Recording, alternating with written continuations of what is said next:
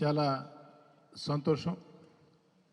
రాష్ట్రంలో తెలుగుదేశం పార్టీ కూటమి అధికారంలోకి వచ్చిన తర్వాత చంద్రబాబు నాయుడు గారు ముఖ్యమంత్రిగా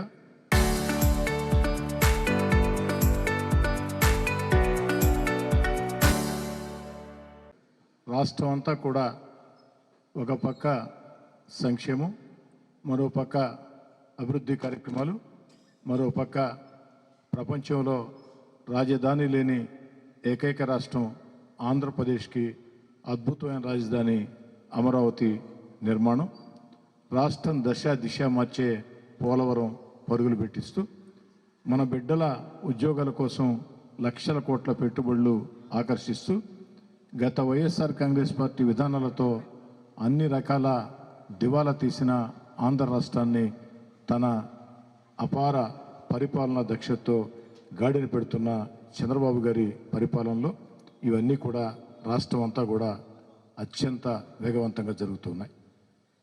తెలుగుదేశం పార్టీ కూటమి అధికారంలోకి వచ్చిన తర్వాత నెల్లూరు రూరల్ నియోజకవర్గంలో చంద్రబాబు నాయుడు గారు, ఉప ముఖ్యమంత్రి పవన్ కళ్యాణ్ గారు, యువనేత నారా లోకేష్ గారి ఆశీస్సులతో నెల్లూరు రూరల్ నియోజకవర్గంలో అన్ని రకాల కూడా అభివృద్ధి పనుల జాతర సాగుతూ ఉంది.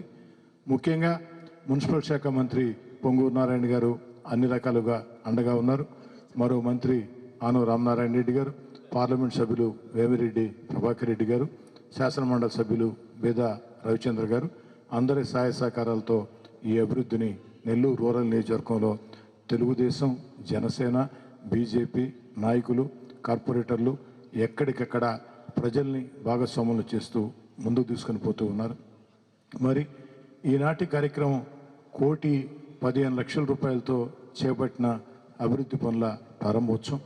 ఈ ప్రారంభోత్సవానికి ప్రియ మిత్రుడు ఉదయగిరి శాసనసభ్యులు కాకర్ల సురేష్ గారు ముఖ్య అతిథిగా ఈ కార్యక్రమంలో పాల్గొని వారి చేతుల మీదుగా ఈ యొక్క అభివృద్ధి కార్యక్రమాల్ని ప్రారంభించడం జరిగింది. కాకర్ల సురేష్ చురుకైనటువంటి వ్యక్తి. విద్యార్థిగా ఉన్నప్పుడే విద్యార్థి నాయకుడిగా అనేక రకాల విద్యార్థి రాజకీయాల్లో విద్యార్థుల కోసం పనిచేసిన వ్యక్తి. ఆ తర్వాత అమెరికాలో స్థిరపడి ఉన్నత స్థానంలో ఉన్నప్పటికీ నేను, నా జన్మభూమి, నా ప్రాంత ప్రజలు, నేను సైతం ప్రపంచాగ్నికి సమిధనొక్కటంటూ మహాకవి శ్రీశ్రీ ఏ విధంగా ఆనాడు చెప్పాడో అదే రీతిలో ఎంతోమంది స్పందించి ఆ యొక్క సొంత ప్రాంతాలకి మేలు చేయాలన్న తపనతో విద్యాధికుడు, అన్ని రకాల కూడా ఒక మంచి స్థానంలో ఉన్నటువంటి కాకర్ల సురేష్ గారు ఏదైతే ప్రత్యక్ష రాజకీయాల్లోకి రావటం, ఆ రోజు తెలుగుదేశం పార్టీ అధికారంలో లేని వేళ ముఖ్యంగా చంద్రబాబు నాయుడు గారిని ఆనాటి ప్రభుత్వం ఇబ్బంది పెట్టినప్పుడు కానీ, లోకేష్ గారి పాదయాత్ర సమయంలో కానీ అన్ని రకాల కూడా కాకర్ల సురేష్ చురుగ్గా అటు ఉదయగిరి నియోజకవర్గంలో పాల్గొన్నారు. అంతేకాకుండా వారు శాసనసభ్యుడు కాకముందే అనేక రకాల సేవా కార్యక్రమాలకి ఉదయగిరి నియోజకవర్గంలో శ్రీకారం చుట్టి తెలుగుదేశం పార్టీకి అండగా నిలబడ్డారు. వారి సేవల్ని గుర్తించినటువంటి చంద్రబాబు నాయుడు గారు మొన్న వారికి ఉదయగిరిలో టికెట్ ఇవ్వటం, వారు ఒక మంచి మెజార్టీతో శాసనసభ్యుడిగా గెలిచిన తర్వాత నిరంతరం ఆ యొక్క ప్రాంత ప్రజలకి ఏ రకంగా మేళ్లు చేయాలా అన్న ఆలోచన చేస్తూ, మరీ ముఖ్యంగా వెనుకబడిన ప్రాంతం ఉదయగిరికి అనేక రకాల మేళ్లు జరగాలంటే పారిశ్రామిక పెట్టుబడులు రావాలా, ఆ యొక్క ప్రాంతంలో ఆ యొక్క వెనుకబడదనం పోవాలంటే వ్యవసాయ రంగ పరంగా ఏ చర్యలు చేపట్టాలా అవన్నీ ఆలోచన చేస్తూ ఈరోజు ఉదయగిరిని అన్ని రకాల కూడా చంద్రబాబు నాయుడు గారి ఆశీస్సులతో పరుగులు పెట్టిస్తూ ఉన్నారు. అలాంటి కాకర్ల సురేష్ గారి చేతుల మీదుగా ఈనాటి ప్రారంభోత్సవం జరగటం నాకు కూడా చాలా చాలా చాలా చాలా సంతోషంగా ఉంది. అదేవిధంగా భవిష్యత్తులో కాకర్ల సురేష్ గారు మరింత ప్రజాభిమానం పొందాలని చెప్పని జిల్లాలో ఉండే తెలుగుదేశం పార్టీ నాయకులు అందరం కూడా శాసనసభ్యులం కానీ, పార్లమెంట్ సభ్యులం కానీ, మంత్రులం కానీ ఎక్కడా ఎలాంటి పొరపచ్చలు లేకుండా ఏకతాటి మీద ముందుకు సాగుతూ ఉన్నాం. మా లక్ష్యం ఒకటే, నెల్లూరు జిల్లాలో ఉన్నది తెలుగుదేశం పార్టీ కుటుంబం. అదేవిధంగా తెలుగుదేశం పార్టీ కాకుండా ఎన్నికల వేళ అన్ని రకాల కూడా మద్దతు ఇచ్చినటువంటి అటు జనసేన, బీజేపీ నాయకులతో కూడా కలిసి ఒకే కుటుంబంలా ముందుకు సాగుతూ ఉన్నాం. ఈ యొక్క తెలుగుదేశం, జనసేన, బీజేపీ బంధం ఈనాటికే కాదు ఏనాటికి కూడా ఎప్పటికి కూడా చెక్కు చెదరకుండా ఉండేందుకు అటు చంద్రబాబు నాయుడు గారు, పవన్ కళ్యాణ్ గారు ఎంతో కష్టించి పనిచేస్తూ ఉన్నారు. అందరికీ ఒక భరోసా ఇస్తూ ఉన్నారు. అదేవిధంగా మళ్ళీ చెప్తూ ఉన్నా, సాధారణంగా అధికార పార్టీ అంటే శాసనసభ్యులు, పార్లమెంట్ సభ్యులు, మంత్రుల మధ్యన విభేదాలు ఉంటూ ఉంటాయి. అది గతం. ఇప్పుడు దానికి భిన్నం. చంద్రబాబు నాయుడు గారి నేతృత్వంలో నెల్లూరు జిల్లాలో తెలుగుదేశం పార్టీ శాసనసభ్యులు కానీ, పార్లమెంట్ సభ్యులు కానీ, లేదా మంత్రులు కానీ, తెలుగుదేశం పార్టీ నాయకులు, కార్యకర్తలు కానీ, జనసేన, బీజేపీ నాయకులు, కార్యకర్తలు కానీ, వివిధ కార్పొరేషన్ల చైర్మన్లను కానీ, ఎమ్మెల్సీలను కానీ అందరం కూడా ఒక్క తాటి మీద ముందుకున్నాం, ఒక్క తాటి మీద ముందుకి సాగుతున్నాం. ఇదే ఐక్యతను కొనసాగించి ఈ యొక్క చంద్రబాబు గారి ప్రభుత్వంలో 10 రకాల మేళ్లు ఈ యొక్క జిల్లాకి జరిగేదానికి అన్ని రకాల ప్రతి శాసనసభ్యుడు, పార్లమెంట్ సభ్యులు, శాసనమండలి సభ్యులు, మంత్రులు అందరం కష్టించి పనిచేస్తామని, అదేవిధంగా ఎన్నికల వేళ సహకరించినటువంటి జనసేన, బీజేపీ నాయకులను కూడా ప్రత్యేకంగా అన్ని రకాల కూడా కుటుంబంలో ముందుకు సాగుతామని, మా లక్ష్యం ఒకటే, నిరంతరం ప్రజల్లో ఉండాలా, చంద్రబాబు నాయుడు గారి ఆలోచనల్ని ప్రజల్లోకి ఇంకా బలంగా తీసుకుని పోవాలా. ఈరోజు భారత ప్రధాని నరేంద్ర మోడీ గారు ఆంధ్ర రాష్ట్రంలో కూటమి ప్రభుత్వానికి అన్ని రకాల సహకరిస్తూ ఉన్నారు. అందుకే భవిష్యత్తులో ఎక్కడా కూడా ఎలాంటి ఇబ్బంది లేకుండా శాశ్వతంగా అమరావతి రాజధానికి నిన్న పార్లమెంట్లో జరిగినటువంటి బిల్లు ఈరోజు రాజ్యసభలో కూడా ఆమోదం పొందబోతూ ఉంది. అయితే ఈ సందర్భంగా కాకర్ల సురేష్ గారిని ఈ కార్యక్రమంలో పాల్గొనడానికి ప్రత్యేకంగా ధన్యవాదాలు తెలియజేస్తూ ఒక్క మాట చెప్పి ముగిస్తాను. నిన్నటి రోజున ఆంధ్ర రాష్ట్ర ప్రజలందరూ కూడా, కోట్లాది ప్రజలు ఎదురు చూస్తూ ఉన్నారు. భారత లోక్సభలో ఆంధ్రప్రదేశ్ శాశ్వత రాజధాని ఆ యొక్క బిల్లు ఆమోదం చరిత్రలో వజ్రాక్షరాలతో లిఖించదగ్గ రోజు అని. దేశంలో ఉండే అన్ని రాజకీయ పార్టీలు, ఒక్కరు తప్ప అన్ని రాజకీయ పార్టీలు, అటు అధికార పక్షం ప్రతిపక్షం తేడా లేకుండా విభజనతో నష్టపోయిన ఆంధ్రప్రదేశ్కి మేలు జరగాలంటే ఏకైక రాజధాని ఉండాలా, అది అమరావతి రాజధాని ఉండాలని అందరూ పార్టీలకు అతీతంగా ఒక్క పార్టీ తప్ప ముక్త కంఠంతో బలపరిస్తే, దేశ ప్రజలందరూ కూడా హర్షాతిరేకాలు వ్యక్తం చేస్తే, రాష్ట్ర ప్రజలు ఆనందంలో ఉంటే, మన వైఎస్ఆర్ కాంగ్రెస్ పార్టీ రాష్ట్ర అధ్యక్షులు వైఎస్ జగన్మోహన్ రెడ్డి గారు యథావిధిగా మీడియా ముందుకొచ్చి మావిగన్ అని పెట్టుంటే బాగుండేదని. నిజంగా చిన్నపిల్లల సైతం నవ్వులాటగా మాట్లాడుకునే పరిస్థితి.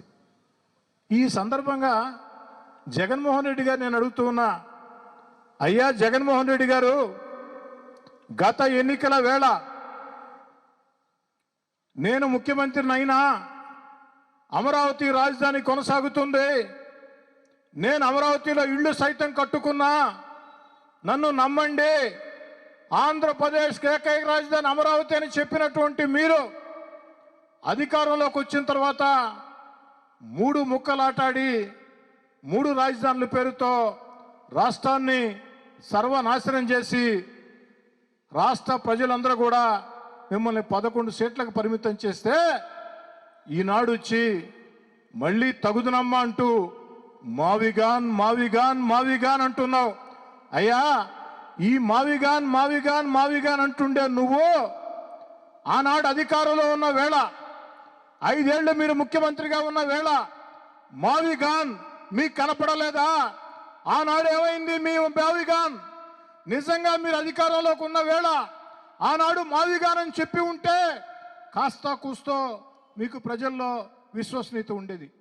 అధికారంలో ఉన్న వేళ అమరావతిని 3 ముక్కలు చేసి, దారుణం ఏమిటంటే 2014-19లో తెలుగుదేశం పార్టీ అధికారంలో ఉన్న వేళ చంద్రబాబు నాయుడు గారు ఆంధ్రప్రదేశ్ రాజధాని అమరావతి అంటే నిండు శాసనసభలో ఆనాటి ప్రతిపక్ష నేత వైఎస్ జగన్మోహన్ రెడ్డి గారు నేను బేషరతుగా మద్దతిస్తున్నానని చెప్పి, అమరావతికి వ్యతిరేకం కాదని చెప్పి, ఎన్నికలు వచ్చినప్పుడు ఇళ్ళు సైతం అమరావతిలోనే కట్టా, అమరావతి ఎక్కడికి పోదని చెప్పి అధికారంలోకి వచ్చిన తర్వాత 3 ముక్కలు చేసి రాష్ట్రాన్ని దివాళా తీయించిన మీరు ఈరోజు ఒక శుభం ఆంధ్రప్రదేశ్ జరుగుతూ ఉంటే భారతదేశంలో ఉండే అన్ని రాజకీయ పార్టీలు అధికార పక్షమా ప్రతిపక్షమా తేడా లేకుండా ఏకతాటి మీద ఆంధ్రప్రదేశ్ ఏకైక రాజధాని అమరావతి అని పార్లమెంటు సాక్షిగా బిల్లు పెడితే మీరు మీడియా ముందుకొచ్చి మావిగాన్ అన్నారే. అయ్యా, ఈ మావిగాన్ మీరు అధికారంలో ఉన్న వేళనుంటే బాగుండేది. ఇప్పుడు మావిగాన్ మావిగాన్ మావిగాన్ అని గావు కేకలేస్తున్న జగన్మోహన్ రెడ్డి గారు, మీరు అధికారం ఉన్న వేళ మావిగాన్ ఏమైందని ప్రశ్నిస్తూ ఇప్పటికైనా జగన్మోహన్ రెడ్డి గారు పద్ధతి మార్చుకుని మీకెటు ప్రజలు ప్రతిపక్షం హోదా ఇవ్వకున్నా వైఎస్ఆర్ కాంగ్రెస్ పార్టీ ఒక పార్టీ రాష్ట్ర అధ్యక్షులు మీరు కాస్త హుందాగా బాధ్యతాయుతంగా వ్యవహరించాలని, బాధ్యతాయుతంగా మాట్లాడాలని, ఆంధ్రప్రదేశ్కి మేలు చేయటం దేవుడెరుగు, ఆంధ్రప్రదేశ్కి నష్టం చేసే చర్యలకి ఒడిగట్టవద్దని 5 ఏళ్ల పాటు ముఖ్యమంత్రిగా పనిచేసినటువంటి మీకు నేను ఇచ్చే ఒకనాటి మీ సహచరుడిగా నా సలహా, ఒకనాటి మీ సహచరుడిగా నా సలహా. ముఖ్యంగా నెల్లూరు రూరల్ నియోజకవర్గంలోని మన 4 డివిజన్లలో ఈ అభివృద్ధి కార్యక్రమం 1,17,00,000తోటే ఈ అభివృద్ధి కార్యక్రమానికి నన్ను ఇక్కడికి పిలిచిన అన్నగారు శ్రీ కోటంరెడ్డి శ్రీధర్ రెడ్డి గారు, అలాగే మా సోదర సమానులు కోటంరెడ్డి గిరిధర్ రెడ్డి గారికి నా ధన్యవాదాలు తెలుపుకుంటా ఉన్నాను. అన్న మాట్లాడారు ఇప్పుడు దాకా. శ్రీధర్ అన్నని నాకు దాదాపుగా ఒక 5-6 ఏళ్ళు సీనియర్ శ్రీధర్ అన్న. వారు విద్యార్థి నాయకుడిగా ఉన్నప్పుడు కూడా మేము కొంత విద్యార్థి దశలోనే కొంత లీడర్షిప్లో ఉన్నాం అక్కడ. నేను బుచ్చిరెడ్డిపాళెంలో చదివినప్పుడు వారిని చూస్తా, అమెరికాలో ఉన్నా కూడా శ్రీధర్ అన్న నాయకత్వాన్ని చూస్తా, ఆయన ప్రజలతో మమేకమయ్యే తీరు కానీ, ప్రజానాయకుడిగా ఎదిగిన తీరు కానీ, అన్న కానీ మేం కానీ ఎవరం కూడా మా వెనకాల పెద్ద పొలిటికల్ బ్యాక్గ్రౌండ్ ఏమీ లేదు. సామాన్య కుటుంబాల నుంచి ఈ రోజున అన్న ఈ స్థాయికి రావడం, ఇంకా ఎంతో ఉన్నత స్థాయికి ఎప్పుడో ఎల్లుండాల్సింది అన్న. ఖచ్చితంగా అది జరిగి తీరుతుందని నేను మనస్ఫూర్తిగా కోరుకుంటా ఉన్నాను. వారు ఇంకా ఎన్నో బాధ్యతలు చేయగలరు సక్సెస్ఫుల్గా. అందరినీ ఆదరించే మనస్తత్వం, అందరినీ పలకరించడం కానీ, ఒక నాయకుడికి ఏ లక్షణాలు అయితే ఉండాలో ఆ లక్షణాలు అన్నీ కూడా శ్రీధర్ అన్నకి పుష్కలంగా ఉన్నాయి. అలాగే సోదరుడు గిరిగారు కూడా అన్న అడుగుజాడల్లో అన్న నాయకత్వం నుంచి నేర్చుకొని నాలాంటి వాళ్ళందరూ కూడా మన శ్రీధర్ అన్న నాయకత్వాన్ని చూసి నేర్చుకున్న వాళ్ళమే గిరి కానీ నేను కానీ. అన్న మాట్లాడారు ఇప్పుడు దాకా, అమరావతి గురించి మాట్లాడారు. ఈ రోజున ఒక చారిత్రాత్మకమైన రోజు. రాజ్యసభలో ఇంకొక 2-3 గంటల్లో బిల్లు పాస్ అవబోతూ ఉంది. గౌరవ ముఖ్యమంత్రి శ్రీ నారా చంద్రబాబు నాయుడు గారు మార్నింగ్ కాన్ఫరెన్స్ కాల్లో కూడా చెప్పడం జరిగింది, ఒక ప్రోగ్రాం ఈరోజు చేయాలి, ఇది ఒక చారిత్రాత్మకమైన రోజుగా మిగిలిపోతుంది అని. అన్న చెప్పినట్టుగా మనం ఆలోచన చేయాల్సింది ప్రతి రాష్ట్రానికి ఒక క్యాపిటల్ ఉండాలనేది. క్యాపిటల్ అంటే ప్రతిపక్ష పార్టీలో కొంతమందికి దాని మీనింగ్ కూడా తెలియని పరిస్థితి. అంటే క్యాపిటల్ ఎందుకు ఉంటుంది, దానివల్ల ఉపయోగాలు ఏంది, అంటే క్యాపిటల్ అంటే అసెంబ్లీ పెట్టుకోవడం లేకపోతే సెక్రటేరియట్ పెట్టుకోవడం అనే భావనలో ఉన్నారు ఇంకా కూడా. ఇంత గ్లోబలైజేషన్ అయ్యి దేశాల్లో ఉన్న రాష్ట్రాలు డెవలప్ అయ్యి క్యాపిటల్ నుంచి ఒక గ్రోత్ ఇంజిన్ని బిల్డ్ చేసుకొని ప్రతి స్టేట్లో కూడా ముందుకెళ్ళే పరిస్థితి ఉంటే, ఈ రోజున దాని మీనింగ్ను కూడా కనీసం గ్లోబలైజేషన్ అయిన తర్వాత, ఈ టెక్నాలజీ వచ్చిన తర్వాత దాని మీనింగ్ ఏంటని తెలుసుకొని మాట్లాడాల్సిన అవసరం కూడా లేకుండా పూర్తిగా దాన్ని వేరే రకంగా మాట్లాడి అది క్యాపిటల్ అనే దాన్ని అవహేళన చేసే పరిస్థితికి తీసుకొచ్చారు ఈ రోజున. క్యాపిటల్ అంటే ఒక ఎకనామిక్ గ్రోత్ ఇంజిన్ ఉండాలి. మనం అనుకోవచ్చు అమరావతి క్యాపిటల్ పెడితే నెల్లూరులో కానీ మా ఉదయగిరిలో కానీ మాకేంటి సార్ ఉపయోగం, అక్కడెక్కడో క్యాపిటల్ పెడతాను. అక్కడ క్యాపిటల్ పెడితే సంపద క్రియేట్ అవుతుంది. ₹1 సంపద బాబు గారు అక్కడ క్రియేట్ చేస్తే ఆ రూపాయలో 10 పైసలు నెల్లూరు జిల్లాకి ఖర్చు పెడతారు. అసలు సంపదే క్రియేట్ చేయకపోతే యాడ్ నుంచి తీసుకొచ్చి పెడతారు. పొద్దుస్తమానం మనం అప్పులు చేసి వెళ్ళలేం కదా ప్రతి స్టేట్లో కూడా. దేశాల్లో కానీ రాష్ట్రాల్లో కానీ ఎక్కడైనా కూడా ఒక బిజినెస్ గ్రోత్ ఇంజిన్ కానీ లేకపోతే ఎకనామిక్ గ్రోత్ ఇంజిన్స్ డెవలప్ చేయాలంటే క్యాపిటల్స్ బిల్డ్ చేసుకుంటారు. ఆ క్యాపిటల్లో వెళ్ళి మనం చదువుకున్న పిల్లలకు ఉద్యోగాలు వస్తాయి. ఇప్పుడు ఉదయగిరి నియోజకవర్గం ఉంది, ఇంజనీరింగ్ చదువుతారు, మంచి మంచి ఎంటెక్ కానీ లేకపోతే మంచి ఎడ్యుకేషన్ తీసుకుంటారు, పెద్ద పెద్ద చదువులు చదువుతారు. చదివిన వాళ్ళకి ఉదయగిరి నియోజకవర్గంలో ఉద్యోగాలు ఉంటాయా, లేకపోతే నెల్లూరు రూరల్లో ఉద్యోగాలు ఉంటాయా? వాళ్ళు ఉద్యోగాలు ఉన్న చోటకి వెళ్ళాలి. ఆ ఉద్యోగాలు మనకు దగ్గరలో ఉంటాయి. అమరావతి క్యాపిటల్ అయ్యి, అమరావతి డెవలప్ అయ్యి, రేపొద్దున వైజాగ్ ఐటీ హబ్గా డెవలప్ అయితే మన పిల్లలకి వెళ్ళి ఉద్యోగాలు చేసుకుంటారు. అక్కడ ఎవరి పిల్లలో కాదు కదా, మన పిల్లలే వెళ్ళి ఉద్యోగాలు చేసుకొని మన భవిష్యత్తు మారే పరిస్థితి ఉంటుంది. ఆ చిన్న కామన్ సెన్స్ అది కూడా అర్థం చేసుకోకుండా క్యాపిటల్ని మూడు ముక్కలాటలాగా మాట్లాడి ఈ రోజున మళ్ళా అమరావతి గురించి మనం ముందుకెళ్తా ఉంటే దాన్ని కూడా మళ్ళా అవహేళన చేసి ఏది పడితే అది ఏదో గన్ అని అదని దీన్ని ఏదేదో పేర్లు పెట్టుకొని అన్న చెప్పినట్టుగా చిన్నపిల్లలు కూడా నవ్వుకుంటా ఉన్నారు. ఈరోజు పేపర్ చూస్తే ఏంది అనేది అదే పరిస్థితి అయిపోయింది. తర్వాత అన్న మాట్లాడిన తర్వాత పెద్దగా నేను మాట్లాడేది ఉండదు. అన్న స్పీచ్ చాలా క్లియర్గా అన్న మీ నుంచి నేర్చుకోవాల్సిన చాలా ఉంది. నేను ఎప్పుడు కూడా వింటూ ఉంటాను మీరు మాట్లాడే విధానం కానీ అన్నీ కూడా మీ నుంచి నేర్చుకున్న వాళ్ళం మేమందరం కూడా. ఇంకా కూడా మీరు భవిష్యత్తులో పెద్ద స్థాయికి వెళ్ళాలని మనస్ఫూర్తిగా కోరుకుంటూ ఈ కార్యక్రమంలో 1,17,00,000 అంటున్నారు. ఏమన్నా మాకేమన్నా ఇస్తారన్నా కొంత? థ్యాంక్ యూ అన్న. ఇది ఒక మంచి సాంప్రదాయం అన్న. ఇది అంటే తోటి ఎమ్మెల్యేలని పిలుచుకొని చేయడం అనేది నిజంగా మంచి ఆలోచన. నాది ఎవరికి వచ్చి ఉండదు నాకు తెలిసి. మీరు అందరూ ఎమ్మెల్యేని పిలవడం, ఇక్కడ పిలవడం, తర్వాత అది జాబుల్లో కూడా అంటుంటారు రొటేషన్ పద్ధతిలో ఒక గైడ్ కింద కోచ్ కింద వేరే వాళ్ళతో ఉంటా ఉంటే మనం కొంత నేర్చుకునే పరిస్థితి ఉంటుంది. నాకు కూడా కొద్దిగా మీరు సలహాలు సజెషన్స్ ఇస్తూ నన్ను కూడా ఆదరించండి అన్న. ఉదయగిరి నియోజకవర్గంలో నా వంతు సేవ నేను చేసుకుంటా ఉన్నాను.